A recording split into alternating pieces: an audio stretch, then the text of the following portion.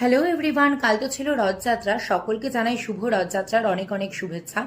আমিও রেডি হয়ে চলে গিয়েছিলাম রথ টানতে। আমাদের কোচবিহারের রথযাত্রার একটি বিশেষ বৈশিষ্ট্য হলো মদনমোহন দেবের রথ। অর্থাৎ রথযাত্রার দিন ঠিক বিকেল 5টার সময় মদনমোহন মন্দির থেকে একটি রথ বের করা হয়, যেই রথটিকে খুব সুন্দর করে সাজানো হয় ফুলের মালা দিয়ে, এবং এই রথে থাকেন মদনমোহন দেব।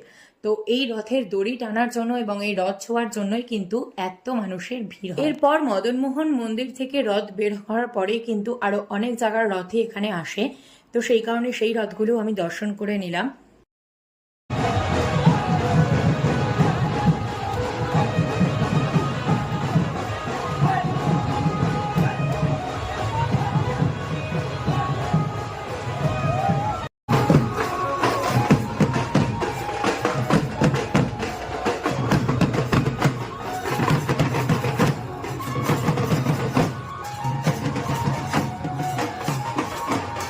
এদিক দিয়ে ইসকন মন্দির, গৌরীয় মঠ প্রত্যেকটা জায়গারই রথ যায়। তো সেই কারণে এখান থেকে বাকি রথগুলোও দর্শন করে নিলাম।